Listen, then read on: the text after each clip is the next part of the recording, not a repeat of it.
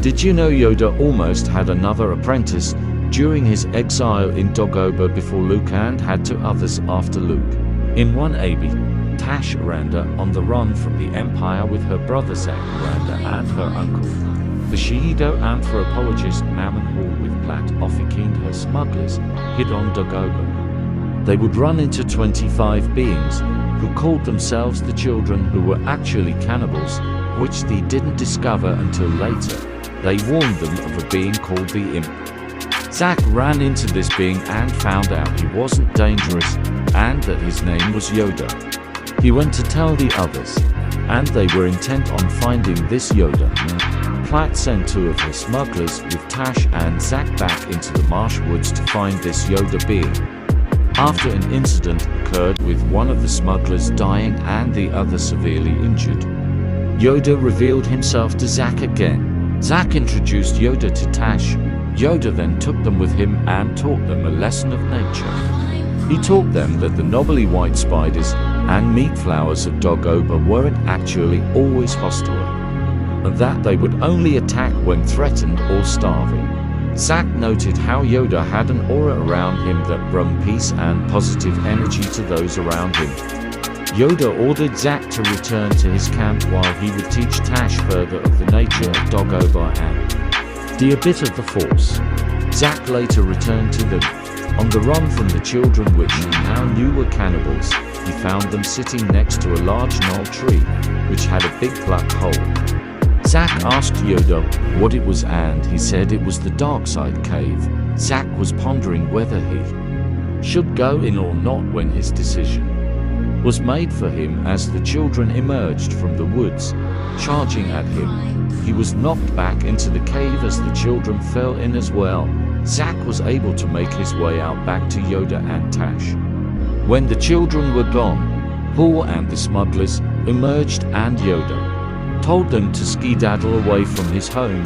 Zach asked Tash what Yoda had taught her, and her answer surprised him. She told he had only talked a bit about the Force, but mostly about Dagobah's animals and nature, and what the children needed to know to stop being cannibals. Zach thought Yoda had taught her to be a Jedi. Tash then nervously asked Yoda if they could stay here, if he could teach her to become a Jedi. Yoda looked at the trees and out to the stars, pondering the question and looking to the Force for their destiny. When the Force gave him his answer, he told them it was not his destiny and that another student awaited him, who was Luke. Tash desperately asked him if she would ever become one, and Yoda told her that while the Emperor lived, no. The future was hard to see. The time would come for both of them. Confused, the kids asked what he meant by both of them. Yoda revealed that Zach was Force sensitive as well. The Force connected them. Together they would grow. He told Zach the path chosen for him was dark, but to remember the cave. Even in the dark, the Force would always be with him. The Aranda kids departed Dagobah with Hall, seeking their destiny. Source: Galaxy of Fear 12, The Hunger by John Whitman. In for ABY, an unidentified ship was approaching the rebel base on Endor. The rebels had sent a wing of fighters to intercept it, but it had evaded them all and shot down the last one.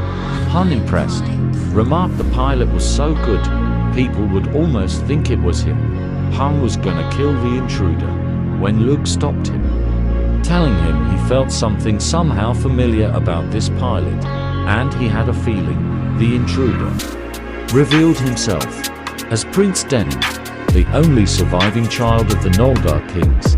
He said he had come seeking the rebellion's insistence in sending him aid to save his homeworld Noldar from the Empire's wrath, whom were currently slaughtering his people.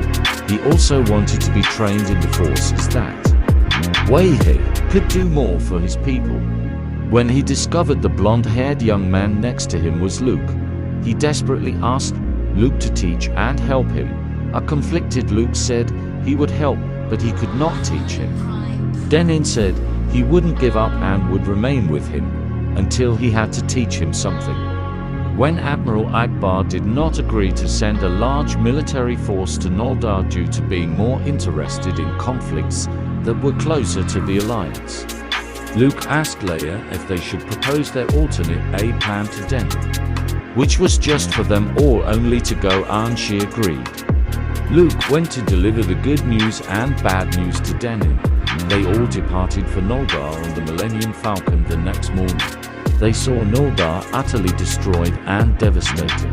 They had a crash landing due to the Falcon getting hit by an energy cannon. The Halpiton circuits were so badly damaged that they needed to be replaced. Leia left with R2-D2 and 3PO to look for the replacements, while Denon went with Luke and Lando too. Looked for survivors, and Han stayed with Chewbacca and Barney in the Falcon to guard the ship and repair it once Leia returned with the replacements. As they were looking for the replacements, R2 plugged into a computer terminal and found the circuitry they needed, but he also uncovered files containing concerning info on Denon. They needed to warn Han and Luke. They went back to the Falcon. The Prince with Luke and Lando saw nothing but dead bodies and utter destruction all around them as they looked for survivors until they found one. Foss, one of the royal family's staff, was still alive, though barely. He explained how he was the only survivor left and how the major Imperial assault had arrived less than an hour after Denon had left for Endor. As Foss uttered his dying words, he almost revealed Denon's true identity that the others would soon discover. Just then, an Imperial missile went flying at them and Luke ducked Denon and Lando down on time. They were under attack by stormtroopers. Luke ordered Denon and Lando to return to the Falcon and bring the others for reinforcements. When Denon killed a stormtrooper, he froze. He had never killed someone before. Lando asked what was wrong with him, suspicious of this behavior. Leia returned to the Falcon with the replacement parts and urgently told Han about the Denon files. They discovered that the real Prince Denon had died 2 years ago. The Prince Denon they were with was an imposter who might have dangerous intentions. Luke, Denon and Lando were completely surrounded by stormtroopers. They saw a mysterious, powerful-looking being completely covered in armor with a cap approach. He revealed himself to be Flint, who was a childhood friend of Barney. One of Luke's Jedi students had turned to the dark side after his mother's death, which he had blamed on the rebels. He had then been apprenticed to Vader, who had recognized power and potential in him. He had wanted to become a Jedi prior to his mother's death, but Luke had shunned him. Flint, now about to duel Luke, ordered his men to stand aside.